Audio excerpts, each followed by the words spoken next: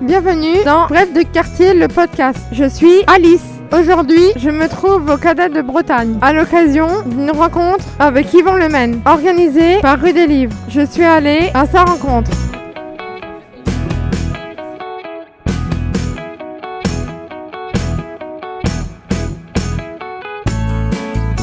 Bonsoir, Yvon Lemaine. Bonsoir.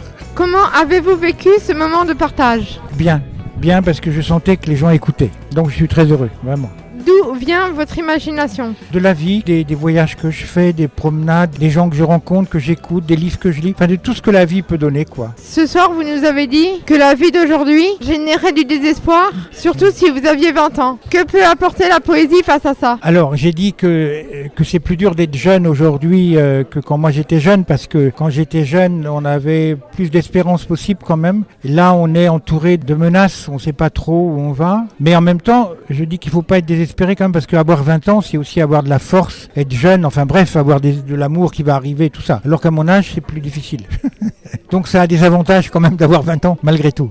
Que souhaitez-vous exprimer à travers la poésie ? Eh bien, je crois, depuis que j'écris, c'est trouver les valeurs qu'il y a dans la vie à tout prix, quoi. Que là, j'ai beaucoup parlé de la mort, justement. Eh bien, mais je parle de la vie, dans le fond, en parlant de la mort. Donc, puisqu'il y a la mort, ça c'est vrai pour tout le monde, hein, même les méchants, il faut faire attention à la vie. Et de fait d'écrire, on passe du temps à écrire, hein, c'est pas facile et tout ça. Donc on fait vraiment attention à ce qu'on dit, quoi. Voilà. Est-ce que c'est difficile de faire un livre qui parle d'un ami ? Oui, parce que d'abord il y a la pudeur, parce que c'est sa vie et c'est pas la mienne, donc il faut être très respectueux de sa vie, de ses secrets, de tout ça. Mais en même temps, c'est une belle raison, parce que c'est un ami. Vous avez parlé de la sortie de 2 ouvrages, La seconde du parfum et Un soir d'avoir été. Combien de temps avez-vous mis pour écrire ces 2 livres et ces poèmes ? Alors, Un soir d'avoir été, j'ai mis 2 ans, toutes les semaines, quoi. J'allais voir mon ami, 2 ans. L'autre, c'est un livre que j'ai mis plusieurs années parce que c'est un livre où il y a des discussions avec des écrivains. Donc, c'est sur, là, j'ai mis 50 ans, enfin, j'ai pas mis 50 ans à l'écrire, mais c'est un livre sur 50 années, quoi. Comment avez-vous choisi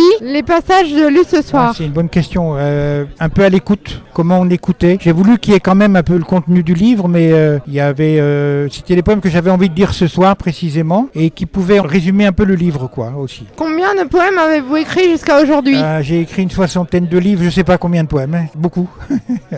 Est-ce que vous allez réécrire d'autres livres bientôt ? Oui, j'écris toujours. Pourquoi ce besoin d'écrire ? Ça met de l'ordre dans ma tête. Et comment avez-vous découvert la poésie ? À l'école primaire, avec mon instituteur, avec les fables de La Fontaine et les poèmes de Victor Hugo, qui parlaient beaucoup des gens pauvres et des gens... parce que moi j'étais d'un milieu très pauvre, donc ça me touchait. Après au lycée, moins, et après j'ai re-aimé la poésie grâce aux chanteurs. À Léo Ferré, par exemple, qui chantait les poètes. Et j'ai toujours, moi, écrit et dit les poèmes en même temps. Hein. J'ai jamais séparé dire l'oralité et l'écriture, quoi. Avez-vous des poètes qui vous inspirent ? Là, il y en a tellement que si j'en parlais, on serait encore là demain matin. Hein. Il y a Verlaine, par exemple, parmi les grands poètes français. Il y a Victor Hugo, il y a des poètes anglais, Shakespeare, des poètes russes aussi, Pasternak, ou alors... Et puis des amis que j'ai eus, qui sont pas connus, quoi, qui sont des amis à moi, voilà. Ce soir, vous avez parlé d'un souvenir, d'un temps de passage dans le quartier de Maurepas. Quel souvenir gardez-vous ? Très bon, sinon je serais pas là. D'ailleurs, les amis que j'ai eus là-bas, enfin quand j'y étais, ils sont là ce soir. Il y a Pascal, il y a Karim, etc. Hein, on retourne pas où on a été malheureux en général, hein. Enfin, vaut mieux éviter. Merci. Merci aussi.